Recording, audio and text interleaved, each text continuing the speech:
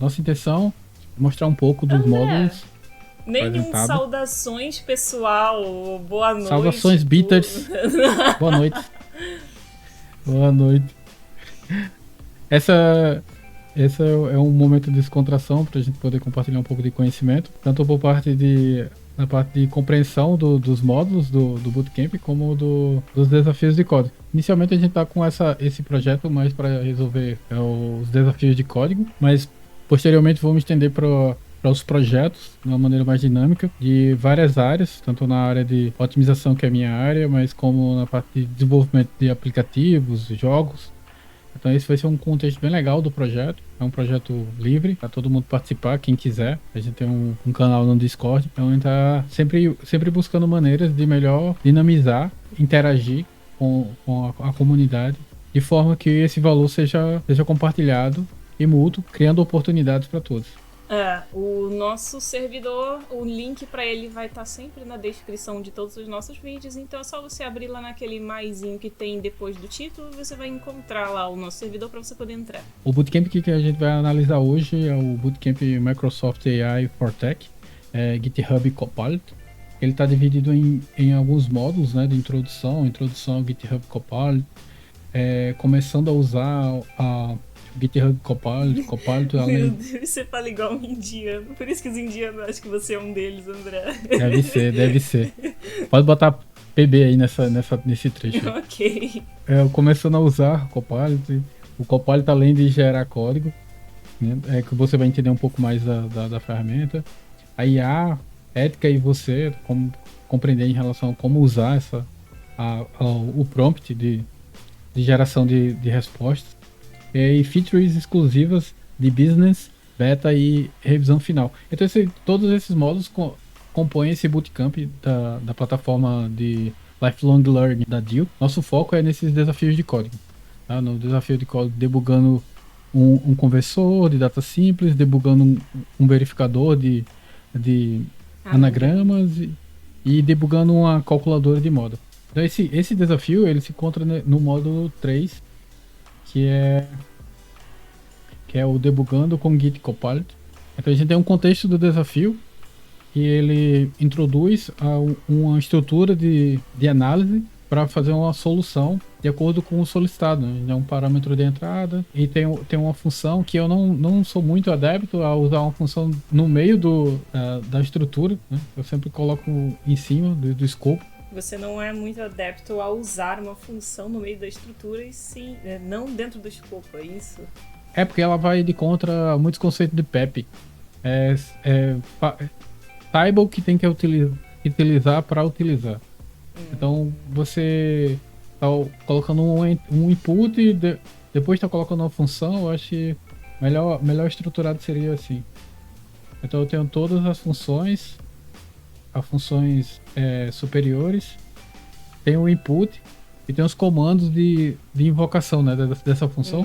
Então se eu ler de forma procedural, né, de cima para baixo, button, top button, eu tô sempre buscando essa compreensão, né?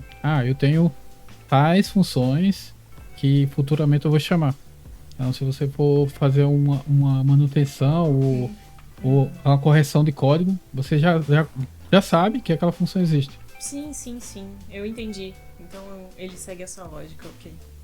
Isso. Nesse problema a gente tem uma data formatada com traços e a gente quer reformatar essa data, que essa data é passada pelo servidor. Essa data é passada pelo servidor e a gente quer reformatar a data de maneira mais casual, que é usado aqui no Brasil. Tem a descrição do problema, vocês podem ler. Eu gosto de ir direto na saída para entender o que ele solicita, o que é necessário para desenvolver. É importante o contexto, mas aí eu deixo com vocês. Fiquei segurando para não fazer uma piada aqui. Manda aí. Então a gente tem um problema, tem a unidade de entrada, né? E tem um condicional de invocação dessa função, né? Que é essa função que a gente realocou para poder estruturar a data. Se a gente rodar, ele vai dar um erro de execução, porque ele fala que primeiro está faltando alguns marcadores de estruturais do if, que é dois pontos aqui.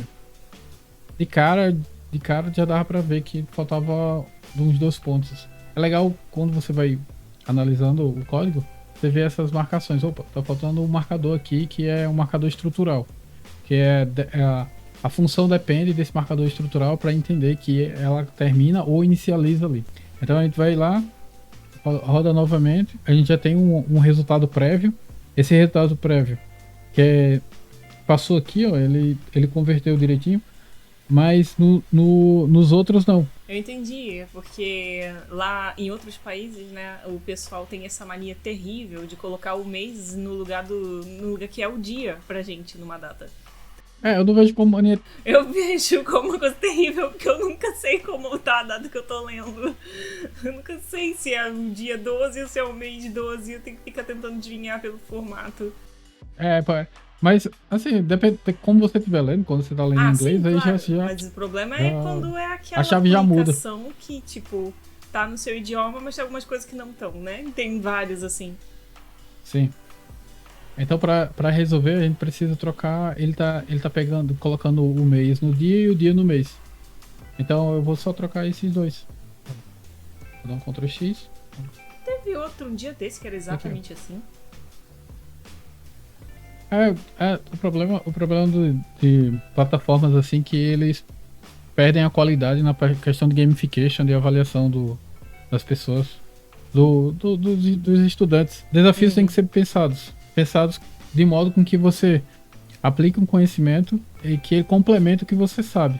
Então, a gente conseguiu passar nos três testes abertos, né, onde a gente sabia a entrada e a saída. E agora a gente vai avaliar se ele passa no teste fechado. Possivelmente sim, mas às vezes não passa. Aí tem que corrigir. Parabéns. Pronto, passou. Precisava ter mais testes fechados para aumentar um leque de avaliação. Muitas vezes é muito raso a avaliação. Então a gente terminou esse bloquinho, né? Do debugando um conversor de dados simples. Como extra, vou mostrar aqui um pouquinho para vocês de maneira rápida o que era melhor para ser feito. Eu estruturaria uma função de controle e colocaria esse if else aqui como um try catch, né? É um try que avalia um erro de entrada. Então, se não tiver esse condicional, ele dá um erro de entrada. Ou um ternário. Acho que no dia a dia o pessoal vai usar muito mais try catch do que ternário, né? Porque falando sério agora, parece bobeira, mas tem muita gente que não tem tanta facilidade para ver ternários e outras coisas assim. O código fica meio que ilegível. Então a gente também tem que pensar no nosso coleguinha que vai pegar o nosso código depois e vai ficar aqui, sabe?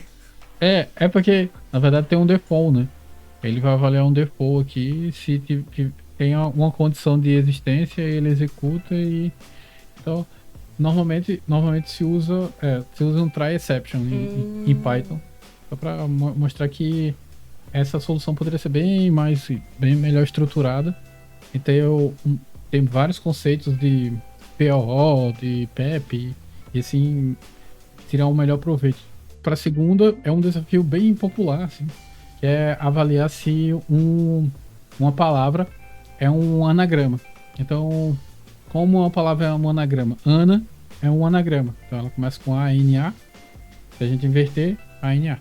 André, falando nisso, esses dias eu vi um dos anagramas mais misteriosos do mundo. Não sei se eu cheguei a mostrar para você. Mas ele tem... É uma pedra? Sim, ele tem 5 linhas horizontais e 5 linhas verticais e, tipo, todas elas formam as mesmas palavras em várias direções. E aí o cara no vídeo tava falando, nossa, ninguém conseguia desvendar esse mistério. E eu tava pensando, mano, a pessoa só fez isso por diversão. E depois ficou mostrando pros outros, olha que maneiro que eu fiz. Eu acho que não passou disso, sabe? E os outros hoje em dia, meu Deus, que mistério é esse? Como se fosse desvendar e encontrar um tesouro. Não encontrei. Depois eu coloco na edição, para as pessoas verem o que eu tô falando. Coloca aí pro pessoal dar uma olhada. O filme é baseado nele. Aí eu não fui tão longe essa pedra pra saber disso. Como tem um filme que é de trás pra frente e frente pra trás. pessoal provavelmente só conhece o anagrama do Chaves, né? Roma me tem amor. Deve ser, tem um filme que é bem atual agora, que é Tenet. Vou pesquisar depois. O nome da pedra é quadrado de Sator, que é formado por palíndromos, palavras que podem ser lidas de trás para frente. Eu considero que elas também são anagramas, já que são formadas pelas mesmas letras. Aliás, existe um filme inspirado nesse objeto chamado Tenet, e existe uma música também chamada Tenet, que soa meio perturbadora no começo, mas eu vou deixar o link aqui na descrição caso você queira conhecer. Então esse desafio tem uma entrada, uma palavra. Essa entrada ele filtra aqui, ó, ele dá um strip, ele tira o /N da palavra. Mas esse strip aqui nem precisa. Ele pega a entrada, são duas palavras a entrada. É um string composto de duas palavras. A primeira e a segunda ele compara se as duas são anagramas. Entendi. E realmente tirar quebrar de linha desnecessário porque o comparador não vai... Aí, ó, mais uma diquinha sendo dada, hein? O comparador não vai verificar se tem quebra de linha ou não na hora de comparar a saída esperada com a sua saída. Então fica em paz aí, ó. Menos uma coisa. Não é bem isso, não. Mas não, André, eu já fiz cada coisa. É porque o int ele já tira o /N. Sabe? Entendi. O int já o input já tira o /N. Input já tira o /N. Aí eu vou testar sem um strip pra eu te mostrar. Então ele pega a entrada, que são duas palavras. Ele separa essas duas palavras em uma lista de palavras. Aí ele pega essa lista e separa em elemento 0 e elemento 1, que vai formar a palavra A e B, respectivamente. O que é que ele faz? Ele chama a função anagrama, que passa os dois argumentos, palavra A e palavra B. Ele converte ele remove todos os espaços da palavra 1 e da palavra 2 e converte para minúsculas, letras minúsculas. Aí o que é que ele faz? Ele compara. E a primeira palavra é igual à segunda. Só pela leitura aqui a gente já conseguiu ver quais são os problemas, né? Primeiro problema, não é nem na função. O problema é aqui, ó, no print. Tá faltando os parênteses. Ele não vai deixar. Então eu já sei, ó. Se é print, é salvo é print. O segundo é que ele fez um sort aqui na primeira palavra, mas não fez na segunda. Então, se a gente rodar, ó, ele vai fazer um comparativo de uma string ordenada e uma string aleatória, né? Porque a string aleatória foi a que foi passada como comparativo. Então eu preciso padronizar essa comparação.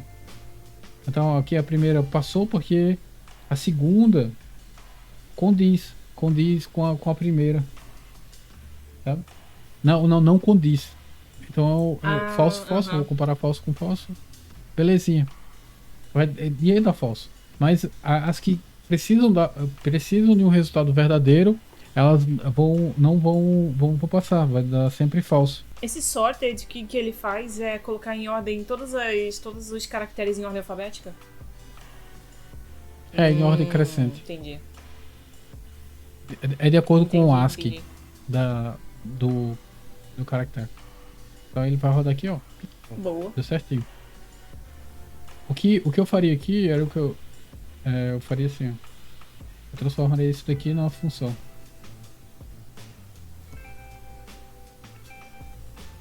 Pronto, eu vou avaliar uma palavra. Essa palavra vai ser... Ela vai ser transformada, né? Não perde nada. Aí eu criaria esse anagrama. Para que é só verificar, ele só vai verificar.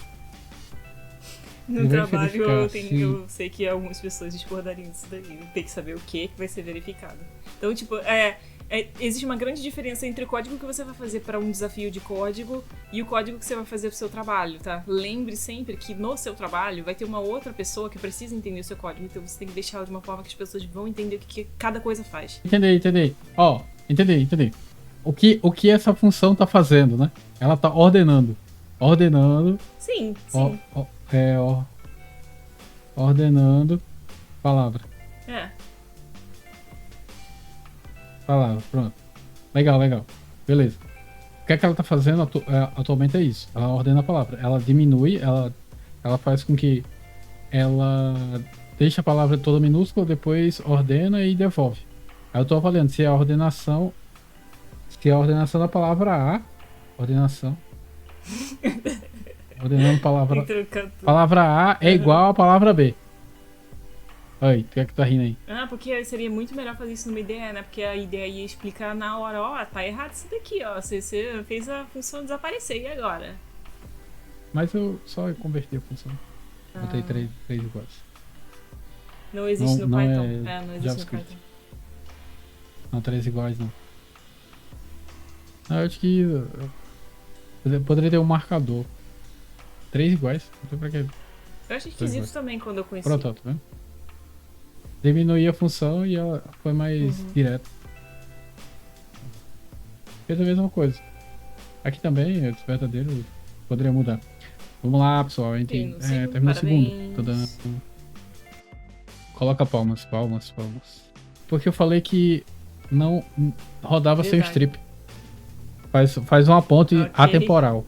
Daquele espaço com esse espaço. Ó, vamos testar sem o strip. Que lembra que eu falei que o input ele já remove o /n? O strip eu uso bastante com System STD. Que aí eu preciso pegar toda a informação sem muito processo. Mas quando eu falei sobre a quebra de linha, na verdade, eu acho que eu nem tava falando de Python, tá? Eu acho que isso aconteceu em Java também. Meio que o comparador ignora as quebras de linha. Não ignora não. Ele fica passando o garbage collection do /n para as demais. Tem que tomar cuidado. Tem que limpar, sempre limpar. Já. Comigo nunca aconteceu. Aqui, porque, ele comparava, elas estavam diferentes por causa da quebra de linha e ele considerava igual.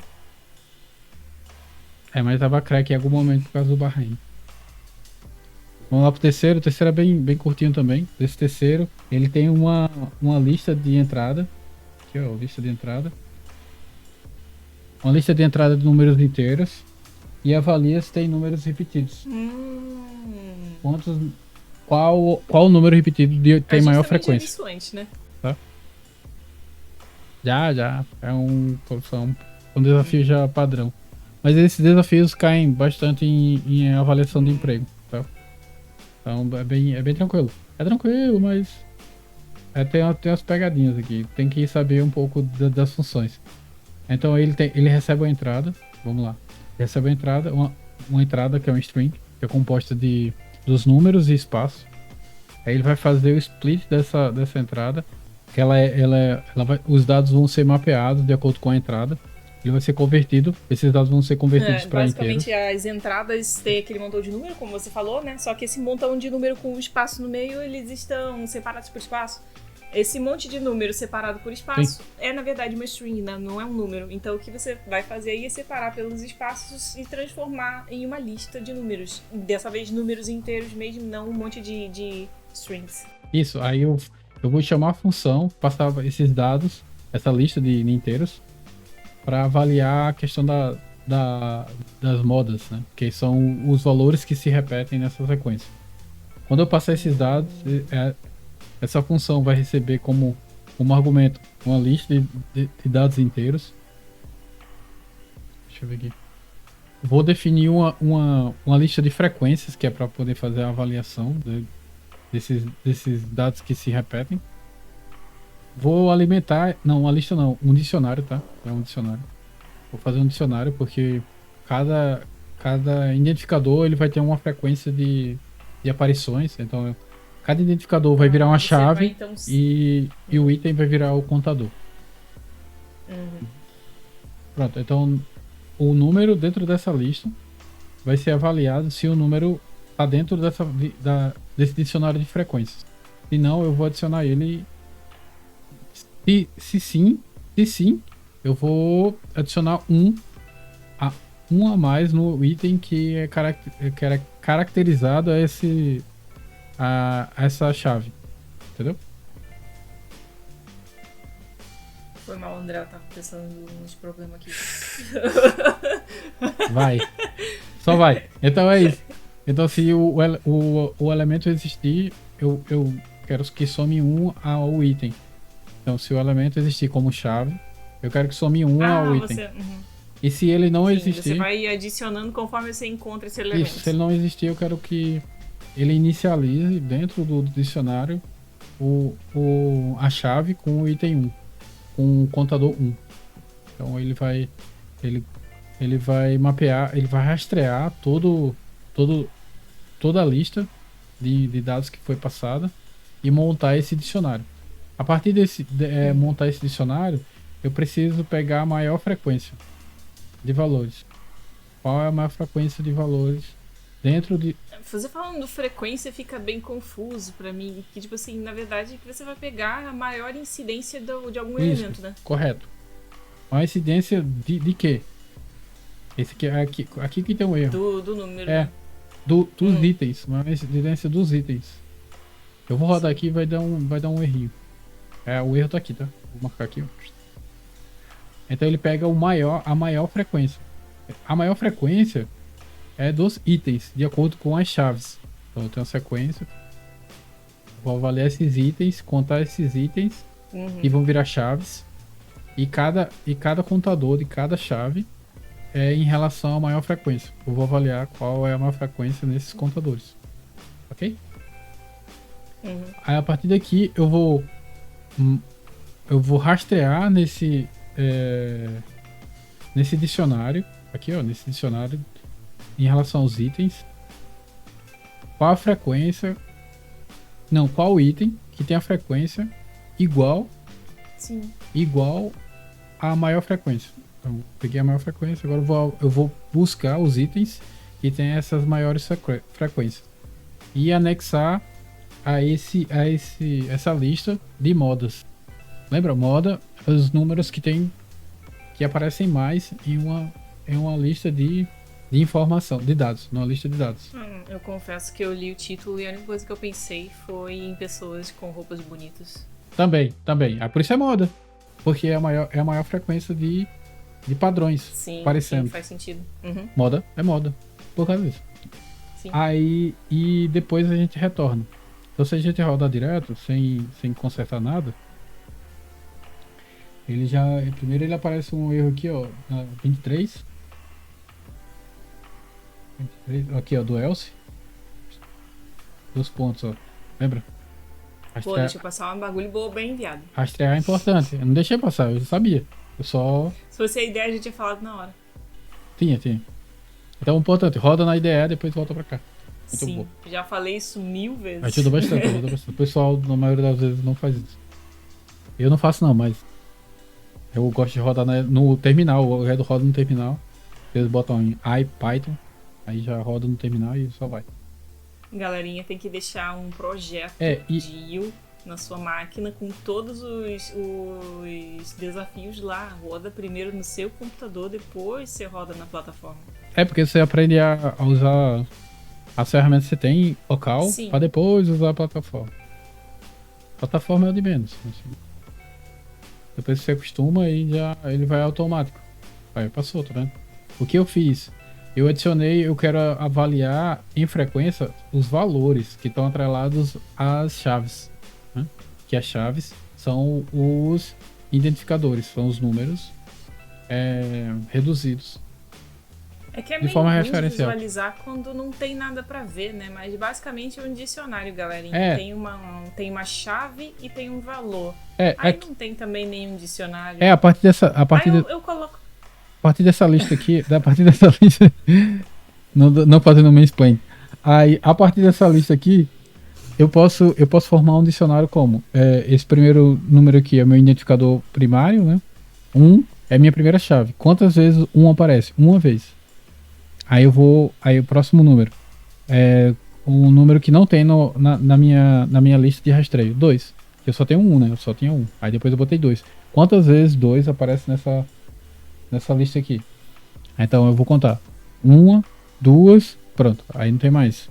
Então vai ser 1, 2, 2. Aí o próximo número que não tem na minha lista, 3. Então eu vou começar a procurar 3 aí. 3. 1, 2, 3. Aí tem 3. Então tem 3, 3. Aí qual o próximo elemento dessa lista aqui que não tem no meu dicionário? 4. 4 não tenho. Não tinha ainda. Tinha 1, 2, 3. Então quando eu identificar o 4, eu vou ver na lista. Eu vou rastrear na lista quantos 4 Tem. Então 4 só tem 1. Então eu tenho 1, 2, 2, 3, 3 e 1, 4. E 4, 1. Eu coloco na tela. Isso. Vai, galera. É o poder do editor. Aí, então então vamos fazer o teste final, né? Teste fechado. Esses desafios são bem legais, simples, mas bem legais, assim, de avaliar como está a observação de vocês em relação à resolução de problemas. Ok? Foi. Parabéns. Parabéns. Pronto, pessoal. Então esses foram os 3 desafios do Bootcamp Microsoft AI for Tech, do GitHub Copilot. Não, esse é mais um vídeo da série. Qualquer coisa, comenta aí. A gente vai falar um pouquinho, tirar as dúvidas e trocar algumas ideias. Tem um Discord que a gente troca bastante conhecimento. Tanto eu, como a Mônica, como o Dejaí Alves. É uma galerinha que sempre está contribuindo ao máximo para a comunidade. E é isso. Vou deixar tudo aí na tela também. Vou tentar deixar as coisas na tela para facilitar. E é isso. Até a próxima solução de problemas.